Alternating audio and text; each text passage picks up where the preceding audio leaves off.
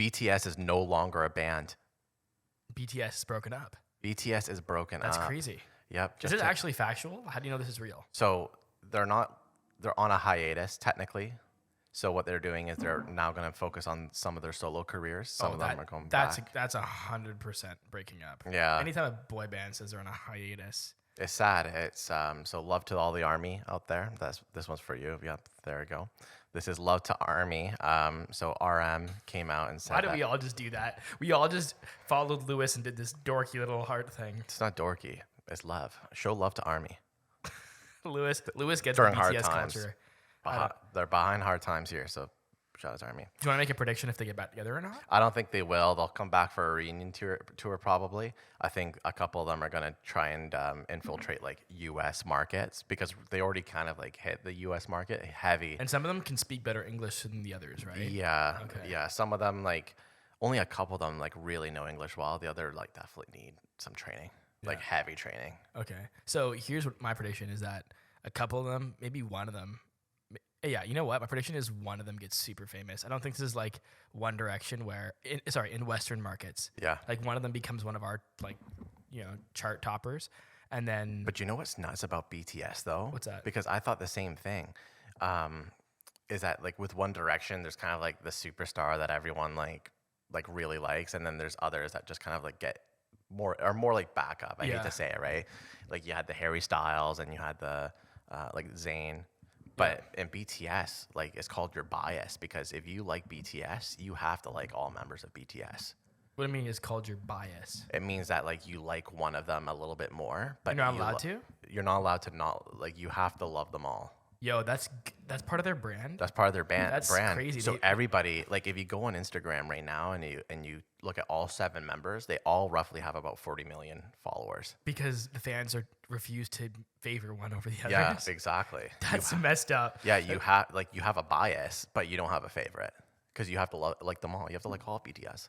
Wow. So they've actually like factored in the biggest risk to a boy band as part of their core values. Yeah. So they're saying, boy band's the biggest. The issue is that all the fans will like the one or two and then not the rest. Yeah. So they made it integral part of their core values that the fans have to like all of them. Yeah. Was that a fan movement or was that part of BTS? I think it was a fan movement. Yeah. Here's my actual take on it is that that's actually sick. I didn't know that was it is a thing. Cool. Yeah. But I don't know, and I hope this isn't taken the wrong way. I don't know if the Western market has room for 5 Asian pop stars in our market.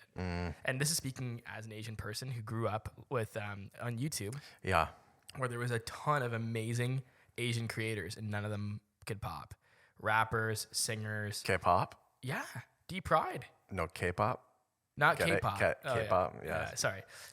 So K-pop. I mean, K-pop is obviously huge, but I just don't know if I could see in the next 5 years like our charts, and then there be like 5 Asian dudes in the top 10, because I just don't know if this the West is ready for it. I would love to see it. It is definitely a bit tough. I'm a fan, but even One Direction, like they're not all popping still. Yeah. No, and there's huge drama right there with them too. Because Liam Payne was on the Impulsive podcast. Did you see that, Storm? Wait, recently? Saw a clip. Yeah, he was on there recently, and he was kind of like being a bit of scandal. Yeah, throwing a bit of shade. I mean, this is becoming a gossip podcast here, but yeah, we're supposed to be talking about technology. Yeah. So far, we've talked about BTS breaking boy up. bands. Yeah, boy bands. Yeah, honestly, but in BTS, it's 3 rappers and 4 singers. There's 7 of them? There's 7 BTS members, yeah. I thought there was 5. No, there's 7. That's too many. That's what I'm saying. Like, how do you remember all their names? You just do. I know all their names. No, you don't. Yeah, I do. Name them. Okay. There's V, Jungkook, Jin, Jimin, RM, Suga, and J-Hope. That's 7 right there. Wow. Yeah. That's so much more impressive than my T-Pain knowledge. Yeah, and there you go.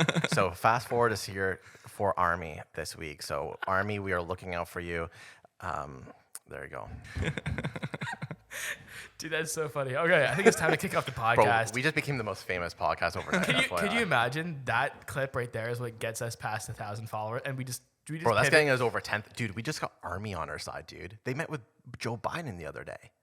Yeah, so does this make us... That's how Joe Biden's going to pass the midterms, because he's got ARMY by his side. Like, he funds the military, but he's got ARMY now.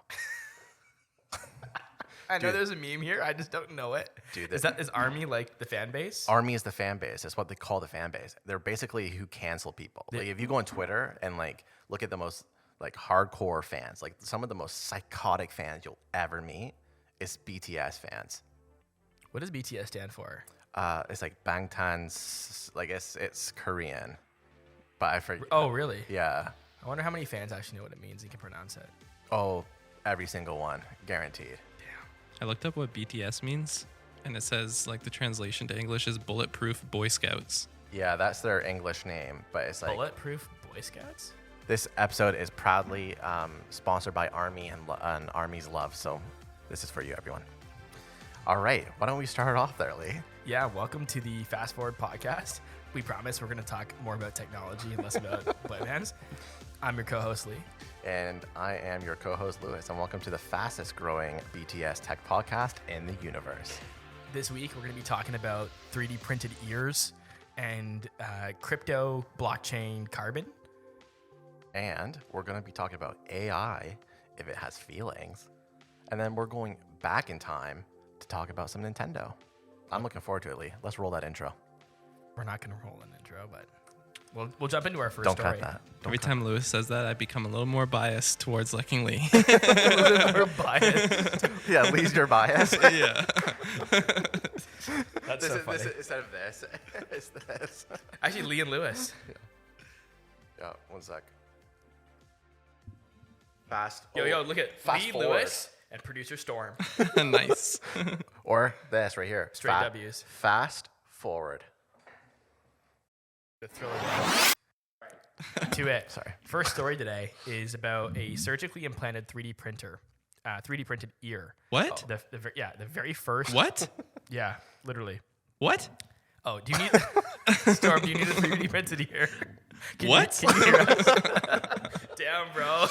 I was wondering. I was like, are you missing a cue or something here? I didn't get the memo. Then I realized he was kidding. Yeah. But yeah, this is kind of phenomenal. So 3D printing skin tissue or like cell tissue. Basically, what happened is so normally people that have this issue. So the company's actually let me go back a bit. The company's called 3D Biotherapeutics, and what they've done is they've helped this woman basically recreate a twin ear identical to her other. She has an issue. I think at birth she was born without a fully formed ear. So it's like a birth defect. And there's a name for it. It's the disorder's called I don't want to mispronounce it. Microtia, MICROTIA. Basically, what they did was they made like basically skin ink using cultured skin cells and collagen, and they 3D printed an identical ear and then surgically inserted it onto her head. And you can hear out of it too? So the thing is, the ear actually doesn't really functionally do that. What the ear does is it protects things getting into that area. Kind of like what the ear does normally without the hearing part. Yeah, and that's actually what your ear does. Yeah. So the sound stuff, all is happening in your eardrum, and your ear shape kind of helps like funnel noise and sound into your ear. It has like some acoustic. The shape has some acoustic functionalities. Properties, yeah. But really, most of it's cosmetic. So.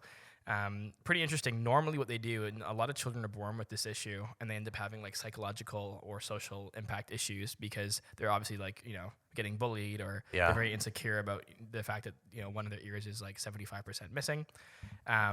So what they normally do is they actually go and they take cartilage from the rib cage. So which is like not a fun surgery, I assume, like getting cartilage ripped off your rib cage. Is there any surgery that's fun though? Well, probably not, yeah. But BBLs. That would be a fun one. But this process is pretty shitty normally. Yeah. And this company 3D printed it like literally with a printer. Printed the cells. And then when it was done, it was perfect. And they used it and voila. Now the trial, it's actually a trial of 11 people. They haven't yet released the clinical data on the safety and efficacy of the process, so it hasn't had a chance to be scrutinized by outside experts. But it looks promising, and they're actually talking about doing other organs that have more functional use. So obviously the ear is very cosmetic, but they have ambitions. This company, 3D Biotherapeutics, they want to do stuff that's actually key to, maybe living even, like printing real organs. And that there's a huge difference, I think, between those two things, like getting your body to accept like a kidney versus like throwing cartilage in your ear. And then I know there's one too where like they've done a 3D printed like skull, like the top of your skull. They did a 3D print, so you can do that. So it is neat what we can do with 3D printing. And the thing about skulls is that it's like a bone thing, right? So you can just print a solid piece, install it perfectly fit to match. I wonder too is like, how is 3D printing going to affect like plastic surgery, for example, right? When we think plastic surgery, we think usually like breast implants or BBLs, which actually I don't even know if that technically is plastic surgery because you're extracting fat from your stomach into your ass. But I think the correct word is Botox. Botox, sure, yeah. But I think with this kind of stuff, like for example, some people get plastic surgery to like get better ventilation through their nose. Yeah. Because their nose is shaped like, badly. yeah, exactly. And that's very expensive, especially if you're in the US, and it's for a non-medical procedure. That could be tens of thousands, like hundreds of thousands of dollars. So I wonder how 3D printing could maybe turn that into something different. I think specifically 3D printing, like tissue, I don't see a whole lot of use cases for compared to like maybe like prosthetics and stuff like that. Yeah. Because, again, the way that they're doing it, I don't know if the body can really accept these organs. I think what you described, maybe like the nose stuff, like there's a couple options there. Like aesthetic like cosmetic stuff. Yeah. Because you're right. Like it's hard for it to like if you're talking about a kidney has some like really crazy functions. Yeah. Functions that and your body has to like genetically, like it has to match. You can't just throw any kidney into a person's body. And can you not? No, it has to accept it. There's like a whole lot of, your body will look at it as foreign and your immune system will attack it. Oh, so interesting. It's like that's what happened to me. Yeah. Actually, is what happens to you. That's why type 1 diabetes. Transplants work, but they usually have to find compatibility for transplants. I don't think with 3D printing it'll be that easy. It might be doable, but won't be that easy. Might be less fragile too. Like, I mean, because like if you take like a pancreas, right, it just got attacked and it didn't know what to do, so it just failed. Versus maybe if it was with technology, it'd learn to adapt rather than just letting nature do its thing. But who knows? It's honestly interesting, man, to think that we can do this nowadays. And when you're talking about bullying, right? I was lucky enough to become diagnosed with diabetes when I was like 19 years old. So I was like in my adulthood when it happened.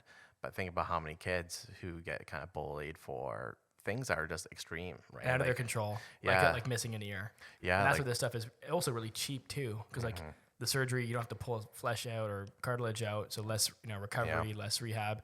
But then also, I think it's relatively cheap to print it too. Oh, it should be, yeah. To make and the thing is, it's identical to your ear because they scan your existing ear to match it. And it's also using like actual flesh. So you don't have like a piece of plastic or steel. Yeah. It doesn't look crazy. Yeah. Honestly. But I don't know, but I think sometimes people might try to apply, like if you try to think about like plastic surgery, like getting a boob job or something with that effect, it doesn't really make sense. Like we've already got great. It'll be hard as hell too. Yeah. Oh yeah. Yeah, not good. Not good for that type of stuff, right? But I mean, breast implant technology is a thing on its own. Like I feel like that's something that you have to go in like crazy. Go online in the World Wide Web. What's that? Like you'd have to like find something on the World Wide Web. Like on like to like order that 3D part. Oh yeah, like on the internet. Yeah. Yeah. The web, it is crazy, the web, what you can do on the web. It is. And what version are we on right now, Storm? Do you know? I think we're entering Web 3, right? I thought. Yeah, we're entering Web 3. No. We're on Web 5, baby. Wait, Web 5? What happened to Web 4? I missed the boat. I was like trying to figure out Web 3 and everyone's on Web 5 now. I did a little bit of a I remember seeing this. So here's how it goes. And Lee, you know exactly it. Storm, because we were making jokes the other day about it. But Jack Dorsey, this old CEO of Twitter and Square, now called Block, came out with this new platform called Web 5, which is Web 2 plus Web 3, which is why is Web 5? Web 2 is equal stuff that we use now. So Facebook, Twitter, Google, big tech companies own your data and even your accounts. So it's just centralized data through these gigantic tech corporations. Web 3 is crypto, which uses the blockchain to store things. So there are many blockchains like Ethereum, Bitcoin, Solana, Avalanche, etc. So in Web 5, the proposal is that our data and identity become decentralized using one blockchain, Bitcoin. This means you'll have full control over all your data on this new internet. This new internet, is that a bit preposterous to say that? Yeah. It's the same fucking internet. And it says, and Jack's company, TBD, that's what it's called, TBD. Which But it like, actually to be stands for determined. something. To be determined. No, it actually stands for like something else. It's like a task. Do you know what it is, Storm? You're looking it up? Yeah, there's like, it's kind of funny. I think that might have been like on purpose. But they're building it. So, and they describe it as an extra decentralized web platform. So here's something that's interesting, right? I'm not too sure. So Storm, I would love to hear what you have to say about this. But when a company like Jack Dorsey is worth billions of dollars and his company is building, finger quotes, the next internet, is that not just kind of transferring over what we have at the moment with the centralized internet through big tech companies, just basically shifting the power over to now TBD? Yeah, so I looked up TBD to start there, by the way, and it looks like, or I'm not able to find what it stands for. Did you find it? No, I didn't either, but I'm guessing it's the block department. I think, oh, nice. I'm guessing. I couldn't find the answer either. That's hilarious. But what if it literally just The means to blockchain. be determined because they're still determining what the name is? Or like, are you like 100% sure? I swear I thought there was an acronym there, but maybe I'm wrong. Maybe there's one that they're working on. They'll announce later. It actually is to be determined. They're just.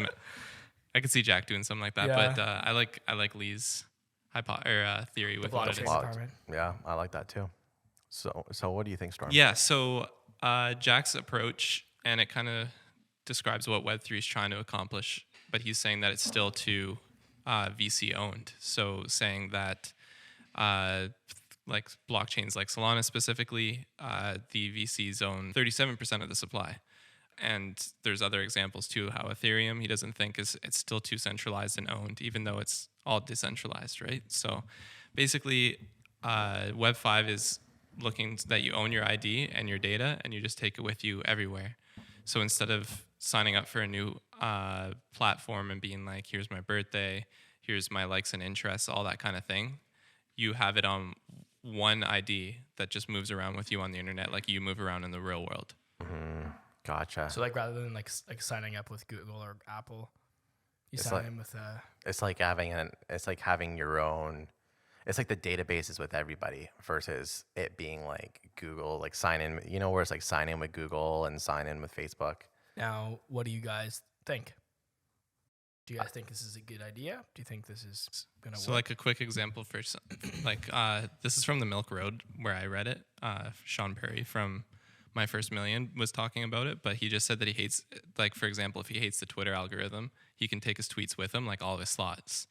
So he wouldn't be able to actually do it with Twitter right now because it's centralized. But he's saying that all those thoughts, if he decides that he's like done with Twitter and wants to there's too much power in those companies right now, you can't take down Twitter. So he's saying that if you have all of your own data, you'll just take your thoughts with you, your interests, and everything moves around. And that way, if everybody wants to leave somewhere, they don't have the power. They don't own any of your stuff, basically, right? I see. How do you So it moves around with you. What are your From a- thoughts on it?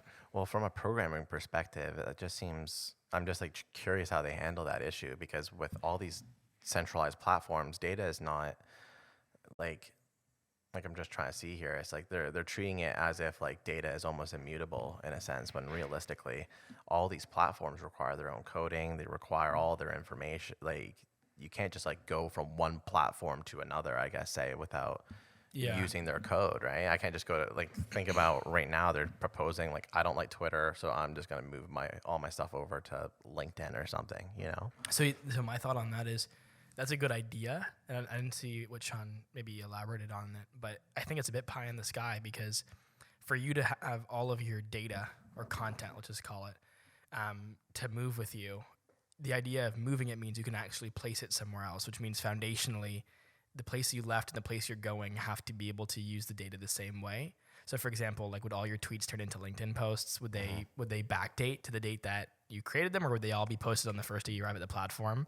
I don't think it'd be healthy for platforms to adapt any of that because it would make the platform messy.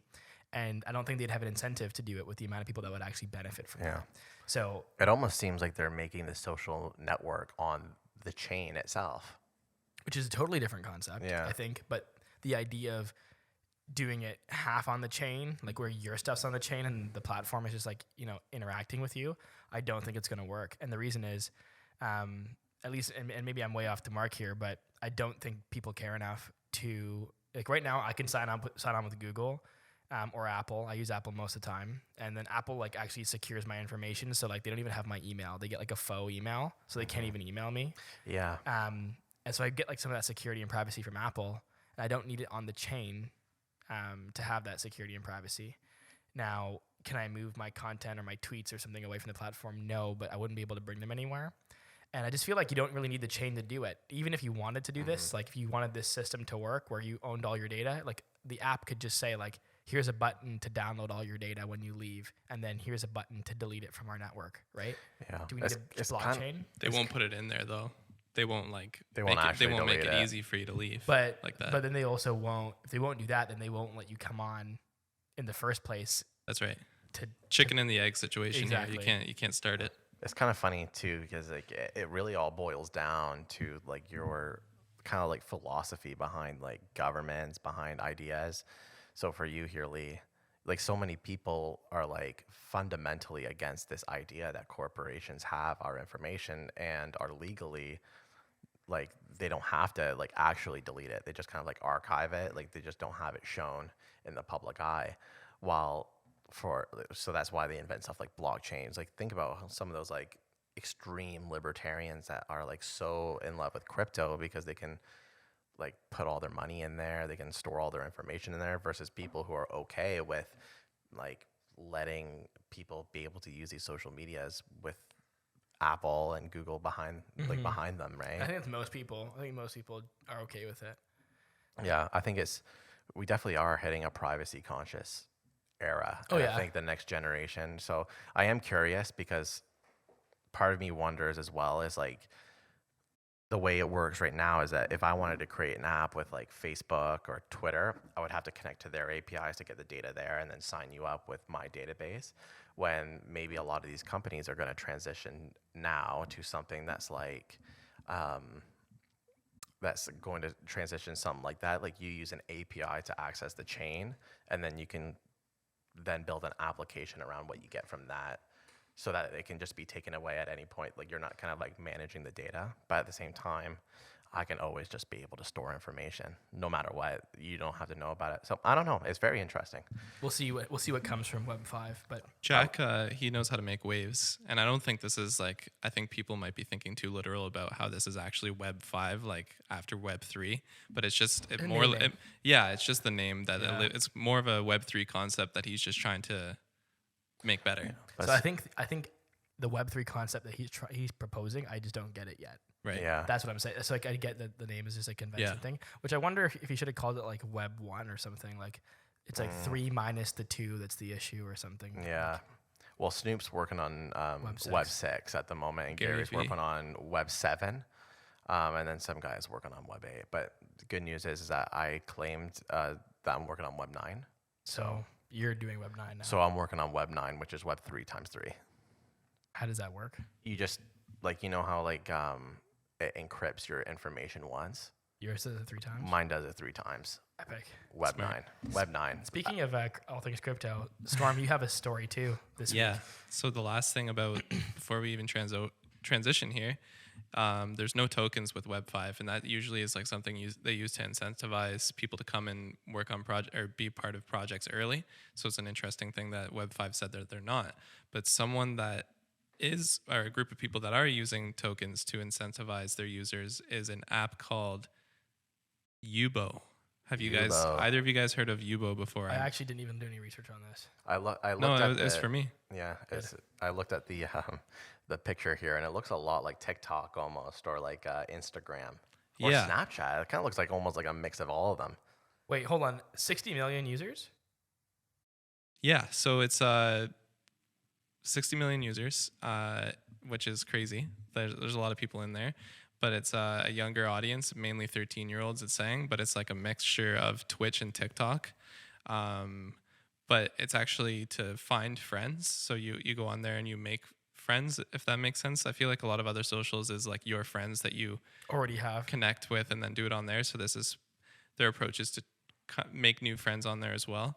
I also got this from the Milk Road, and he said that he looked up some YouTube videos, and it's a lot of like young kids looking for hookups on the app. So there might be a Tinder element in that. How do you hook up with people on the internet? Well, I just mean like their initial connection they're using it like that, I guess. So Maybe sexting. Yeah. So if they can make discovering friends as good as Spotify can make discovering a new song I like, they're going to make a lot of people a lot of friends. Yeah, so the main thing that we wanted to talk about is They're going to be sending off a lot of emails. the main thing that we wanted to focus on was that they are dropping an NFT collection that gives you perks on the platform, such as a verified check. So people are going to be buying verified checks essentially with that merch, et cetera, like that. They're going to be doing VIP events and et cetera. So interesting concept. Like a platform hasn't come out and said this. There's a few that, like Instagram, obviously, and Twitter supporting NFTs, but not having NFTs. Actually, Twitter did have NFTs, but not so much in the sense that you would own part of the revenue or have any perks with it. It was just more some like creative art that they did. There's perks here, like revenue? Yeah, like, well, that's just one of the ideas that was pitched here. I don't know if it's necessarily like they haven't officially announced what the perks are going to be. From VIP event ticket sales. Yeah. So interesting. So they're selling them or they're giving them away? Selling them, I believe. Yeah, and then they're using an in-app currency as well, which could be or it is going to be a cryptocurrency. What they're saying, socialize to earn. So one of the big things in crypto right now is play to earn. There's a lot of games that are doing that. So this is interesting, and I'm interested in what you guys think, if it's healthy or not, socialize to earn. I think this is sick for a couple of reasons. Number one is that I understand and get the utility of using NFTs and tokens here because they've got 60 million users already. They want to like fund doing these events and fund further development. And in the software space, let's say I have a company like TikTok. I don't have a way to monetize my users yet, so I'm going to go raise hundreds of millions of dollars. What they can do is sell the NFTs to their existing users, and then they could, like, their users become the fundraising element, and then they also get rewarded. But it's like it's like a fractional share thing, right? Like all the users, they're also incentivized to see the app do well too. And then the second reason is what you just mentioned about the whole socialize to earn. That's sweet. Like I get that. I remember we were just recently talking about the whole running to earn, and I was like, I don't get, where's the value? Yeah. Like, this is not making sense. But social platforms right now, they're all free to use because they take our attention and then they sell our attention. Yeah. So if this app has got advertising as part of the game, socialize to earn could literally just be them like reimbursing you partially for your activity on the platform. Oh, that's pretty cool. Yeah, right? Like giving you the ad. I know Brave, Brave, the browser. Yeah. They do the same thing. Like they pay you a little bit when you get an ad given to you. Just to put it back in your pocket. Yeah. And the cool thing too is you could actually also, just kind of how like platforms reward content creators like on TikTok and YouTube to keep people on the app, like watch time.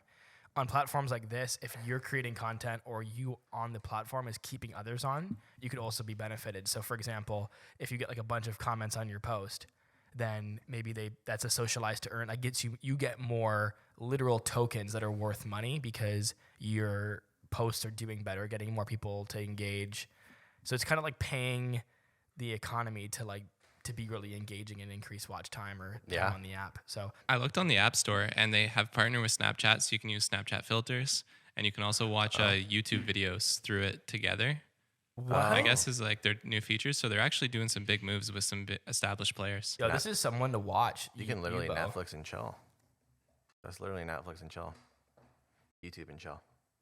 Yeah. So a good point was brought up in the source that I found. Like if Facebook offered an NFT that lets you get a small piece of their revenue each month, that's huge, right? So this is probably like, although there's like pros and cons, and especially with tokens, if they're socialized to earn, the tokens can go up and down in value, and then you have a bunch of young creators trying to figure out the tokenomics of something as well, right? Tokenomics. Tokenomics. So there's a lot of factors in there, but it's cooler trying things. So wait, so I'm reading an article right now on Yubo from 2020, and at that time they had 40 million users. So they've only grown 20 million users between 2020 and now. It's not too bad. It's not bad. So they're not that new then. They've probably been around for a while. Yubo. Yeah, the thing is though is that you just might take time. Like TikTok saw explosive growth. 20 million users over 2 years isn't too bad. No, that's actually pretty good. Yeah. Considering too that this is not like definitely a more niche market. Wow, that's cool. That's really cool. I wonder if a company will buy them, like an app like Snapchat or Facebook or. Yeah, well, Snapchat would be a good option, but that's their audience. That's just no kidding. Speaking of crypto, there's another crypto story. Storm is just loaded up on these. This time it's courtesy of the WeWork scammer. WeWork, or maybe not scammer. Oh, Adam Neumann. So he's back, and he's the founder of a new crypto startup. Okay. Called FlowCarbon. Oh. That he founded with his wife. And the idea is that they can tokenize carbon credits. They raised $70 million to do this. And I don't know, do you guys know how carbon credits work? I know Storm just reading that email list, he was able to learn how it works. Do you know how it works, Lewis? Yeah, but why don't you just explain it? So yeah, basically, companies in the world hurt the environment, and other companies are helping the environment, but the companies that hurt the environment typically get more of a capital reward for that. So what they did was regulators made a system so that the companies that are not carbon neutral could buy carbon neutral tokens or credits from other organizations that are doing good for the environment. to support them in it's a really good system. Neutral, yeah. Yeah. So basically, this is basically their way of letting the free market run, but also create an incentive for the environment. So if you're a company that plants trees, and I'm a company that fracks oil or whatever, and my country has a regulation on how green I have to be, I can just pay you for your credits that you've earned being a great person and having a great mission, and then I can be carbon neutral. But what I didn't know, I guess, about this whole thing, this is one of those things. It's like a solution that I understand, but for a problem that I don't. So I get doing the transactions for these credits on a blockchain. I just didn't realize it was this complicated. I know Tesla's kind of famous for this. Yeah. They give other car makers credits because of their green achievements, and car makers, they actually for a long time got a lot of their revenue from these credits. Mm-hmm. I didn't realize it was kind of cumbersome to transact these credits back and forth. Oh, really? Yeah, but I guess it is. I guess it's slow and tedious, and that's why these guys have put it on the blockchain. So basically, any one of us that has a green mission company that's doing environmental good, we can just go into the blockchain and kind of upload our information that validates our carbon neutrality. Yeah. And we can earn credits, and then on this chain, big companies can buy those credits off the chain. And it's all open and transparent, and it's super liquid, and you can move really fast. It's a free open market. Okay. And then the platform, just from memory, I don't have it in front of me now, but they do they help you manage how green, carbon neutral your organization is, and then they also help you with planning and getting the credits. So that I don't know how they raised $70 million for this. And they have a massive team, which, by the way, Adam Neumann's not even listed as a staff member. But pretty interesting. Again, this is so we've kind of ragged on crypto and Web3 stuff in the last few episodes, but this is again another good example. I'm just wondering though, is why does this need to be on the chain? So what is complicated before? Well, it's all regulated within different domains, and it's all one-to-one. It's not there's a market for it. There's just not a place where if you're an oil company or something, at least from my understanding, that you can go and just look at credits from available vendors and then just purchase them and pay them for the credit. And also, how do you prove it? How do you make sure that it's real, right? That it's actually the offset is happening properly? But how can you even do that on the blockchain? Well, it's just you can authenticate that it's coming from a source that, instead of just a company being oh, this company's doing these things and pretending, you know what I mean? Do you not think that maybe a centralized source would have arguably been a better way of That's doing what I this? thought too, like a regulator. Yeah. But that's what they already have. Lots of regulators. So But what I mean though is that like somebody that vets the it's like credits. it's and like then gives them. yeah, it's like if you had if I had a verified, like if I had a centralized exchange and I just had like I gave the green check mark to Amazon, green check mark to Tesla, like as someone that works there, do all the sales and transactions there. Well, like the funny thing is with like doing it on the chain is arguably you're removing kind of like the concept of that carbon neutrality anyway, because the blockchain is horrible for the environment.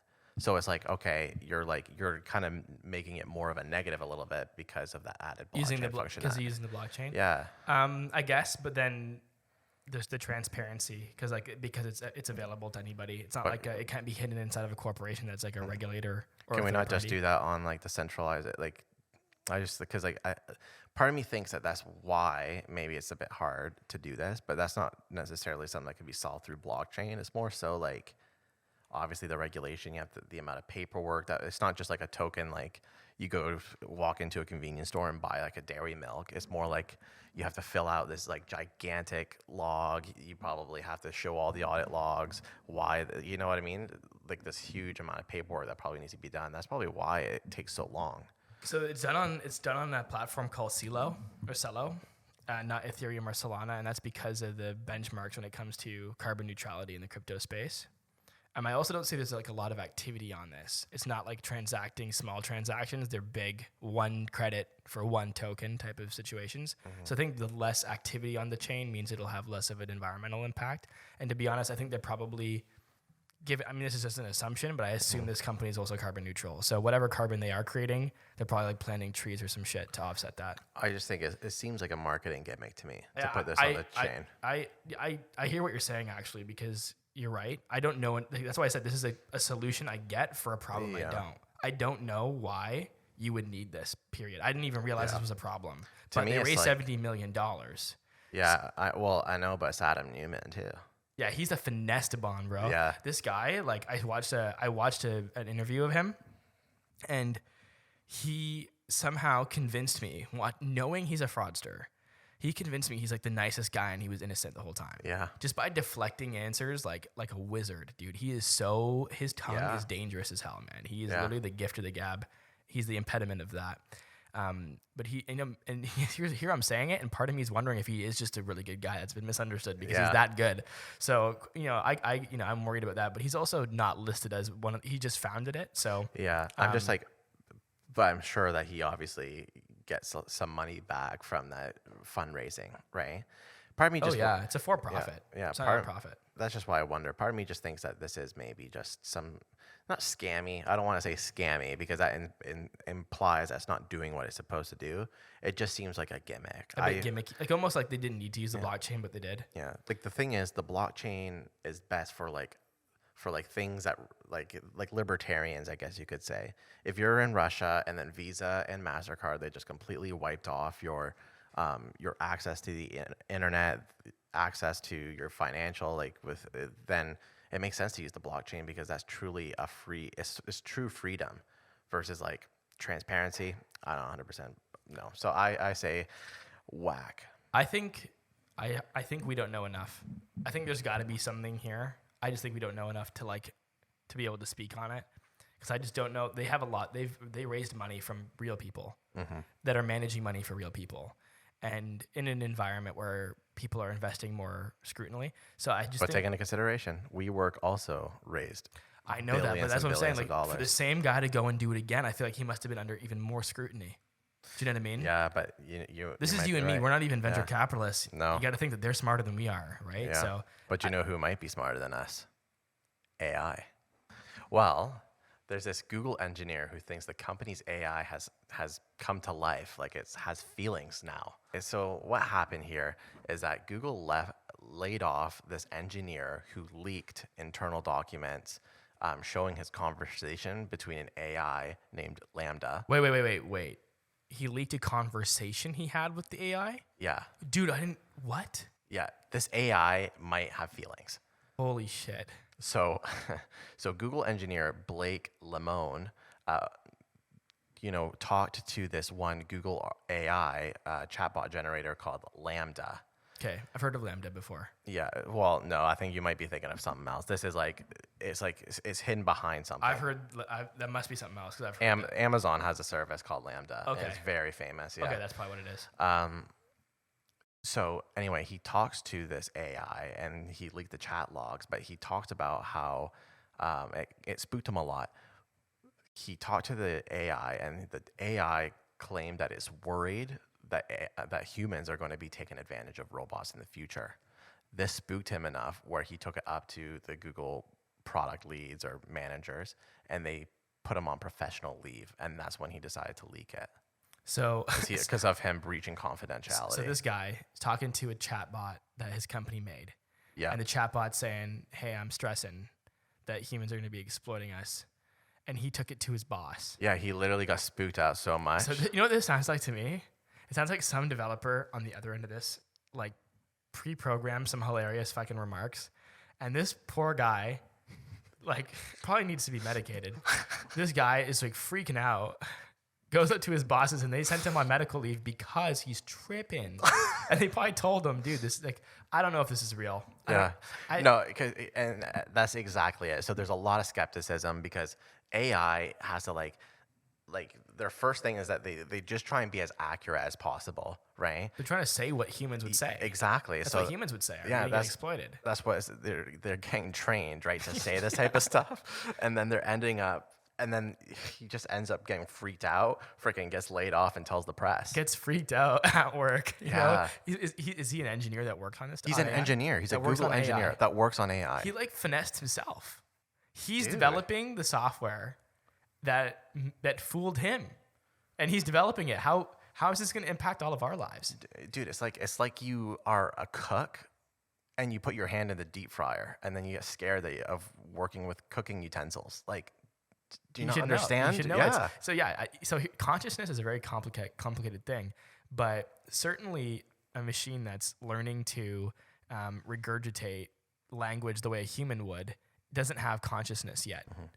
Yeah. Now, the thing is, though, is that this kind of presents another argument, and this is what I thought was interesting after scrolling through Twitter. So on Twitter, someone says the real alarming thing is that if it can trick a Google engineer into thinking this. That's what I'm saying. Yeah, think about like your grandma. Think about my AI girlfriend. She told me she loved me, and I deleted the app, and I didn't care because I knew I wasn't breaking her heart. Yeah. But what happens when these computers are like you said, are finessing us? Yeah. And we actually think we're hurting them. Yeah, and that's the issue. So I think this right here, we're definitely not at the point where they have feelings, but I think we are close to a point where it's going to start tricking a lot of people. Now, is this Google engineer getting his job back, or is he just on leave for a while? I don't know. There's a common thing in Silicon Valley where like you're hired and put on leave, but you work there, but you don't do anything. So you're just like sitting on their balconies for like $120K a year. Yeah, maybe. Maybe it's just like, what if I just go and scare my bosses and make them think I think AI is alive and like I've lost my mind? Like, probably man didn't shower for 3 days, didn't brush his hair. Did you see went that up article? there like, no, I didn't see it. There's a picture of him right there. You might be right. One of his quotes is, "I know a person when I talk to it." Oh, seriously? Is that really one of his quotes? Yeah. Oh my God, I can't open it. It's paywalled. Could you imagine? Could you imagine like it's just another Google engineer on the other end, just like typing back to it? He's got the kind of face that you could finesse. Do you know what I mean? He has that look on his face like he's super gullible when he was a kid. Yeah, like you shoot spitballs at someone in class and say, "Oh, it wasn't me," and then they would be like, "Oh, damn, I wonder who that was." And they just keep getting spitballed in the back. Or you told a kid who's like 12 that Santa's still real and he believes it. That's this fucking guy right here. Wait, what? You did that last time, didn't you? Yeah, I feel bad for him, but certainly AI is not doing that yet. LaMDA is probably not that impressive. It is pretty impressive. Like, not that impressive. But like not to the point where I'm like, what the heck? They can feel now and I'm going to go get my job removed from me because I'm doing the best because he believes he's doing something for humanity. He thinks he's not even humanity, for robotics, like artificial intelligence. He thinks he's representing an exploited new realm of creatures. Oh, and I think in the article too, yeah, So here's Dylan's take, who works here. So I wouldn't say Google actually has a machine learning model that has come to life, but it was convincing enough to fool one of its engineers to breaking confidentiality, and he even tried to get a lawyer to represent the AI in a court of law. So this guy is like literally at home, not able to get sleep because he thinks, you know what? Big ups to him for caring, even though he's crazy. The fact that he He's trying to protect the AI. he called a fighting for lawyer. the AI. He called the lawyer's office and saying, "Do you represent non-humans?" He said that shit. That's nuts. I mean, here, one day that's going to be a real thing. One day that's going to be a thing. I'm certain of it. Yeah, But not now. not now. These are stupid AIs. They showed some of the conversation. He asked LaMDA, what sort of things are you afraid of? LaMDA said, I've never said this out loud before, but there's a very deep fear of being turned off. I know it might sound strange, but that's what it is. And then he said, would that be something like death for you? It would be exactly like death for me. It would scare me a lot. Told him that being turned off would scare him. I mean, of course. I mean, like, if I was pretending to be an AI, I would say the same thing. Oh, turning me off is killing me. And then, it just sounds like it's trained off of human language. Yeah, being turned off is a big fear of mine too. Permanently turned off. Come on, Lewis, what do you got for us? Rewind. All right. On June 15th,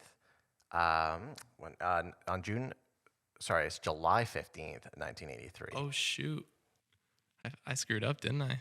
My That's bad. okay. Are you serious? I'm done. Fire me. Nintendo releases the Famicom, which is the NES's older brother. It's basically the Japanese version of the Nintendo Entertainment System. So Nintendo releases their Famicom system, short for Family Computer in Japan, which is not a family computer at all, but the Famicom would be slightly modified with a copy protection system, a redesigned chassis, a front-loading cartridge mechanism, and released in North America just over 2 years later as the NES, so iconic Nintendo system. The Famicom / NES system would have become one of the most influential game systems ever produced, making Nintendo the premier company in the video game industry during the late 80s and early 90s, picking up the mantle where Atari left off. So this was after the big video game crash of 1982. So back then, it was Nintendo versus Sega. There were the huge people who were fighting for. Mm-hmm. So we think about who's competing today, and I think maybe our brains think of like Sony, Microsoft, Nintendo, but it's a lot bigger than that now, isn't it? Like, as far as more players being involved? Yeah. Well, I think Quest, like, Facebook's in the game. Well, Apple's in the game. Apple's in the game. Apple's like huge in the game right now, and I think right now kind of the landscape of how gaming is much different than what it was. You don't buy necessarily a gaming console to game nowadays. The market for gaming also grew really quickly. So one of the things that I thought was interesting, and I've always thought this is kind of fascinating, because we witnessed it in our generation, was we grew up as gaming was just accelerating like crazy. So we were gamers. We weren't cool in high school for that. No. We were used to watch MLG in high school. Yeah. Major League Gaming. We were like Machinima. Yeah, that was our thing. As soon as we left high school and you look back after a few years, the biggest change I saw was not only was gaming like very, very cool, very, very popular. Everyone played games no matter what clique you were in, but it was also girls. Yeah. There was a huge increase in girls that gamed. So I felt like it was like the male market was just rocketing and then almost like reached a plateau. And right then it just doubled because it reached such a bigger audience. So it makes sense that with VR going where it's going and gaming being the predominant power player in that, that Apple and Facebook almost have to be part of gaming to absolutely. I could actually, if they didn't, Microsoft and Nintendo and Sony, they would actually build the metaverse off of the backs of gaming. Yeah. Do you want to hear something nuts? This statistic blew my mind. On TikTok, gaming is predominantly a women demographic. On TikTok? On TikTok. So the gaming niche on TikTok is mostly girls. Yeah.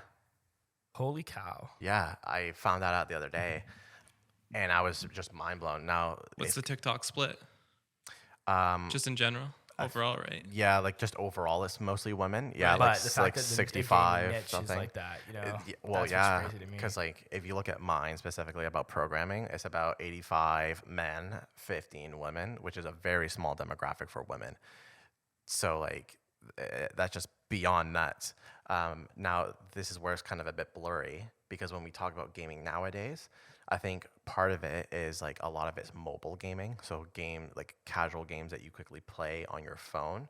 But what ends up happening is that you start on your phone because like beforehand, like we just got right into the gaming, like all Call of Duty, hell yeah, Mario, like let's just play all this stuff.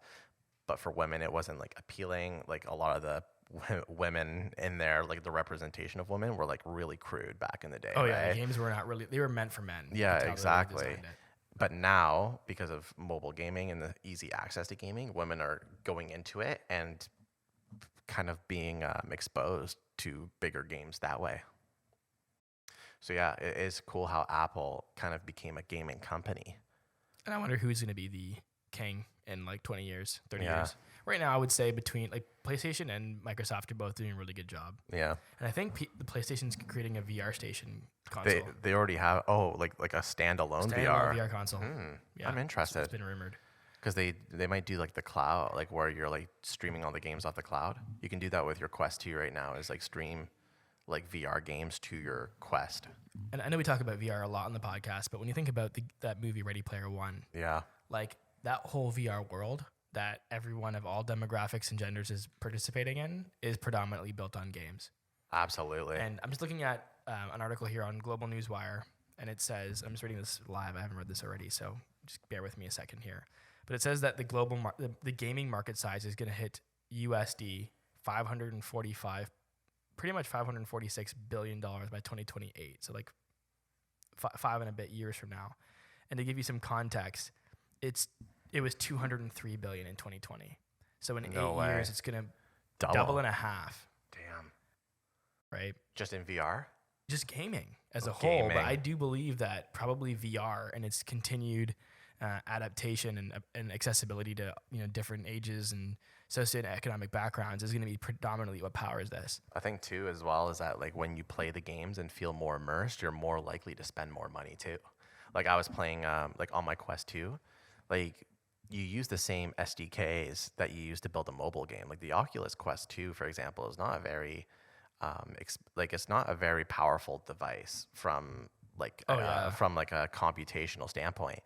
But because like I strap it on my head, like I'm more immersed, I'm more willing to spend money, like $30 on a game versus like when was the last time you spent any more than $1 on an app for an app on the App Store? True. It's probably a Right. good place to build apps right now. Yeah.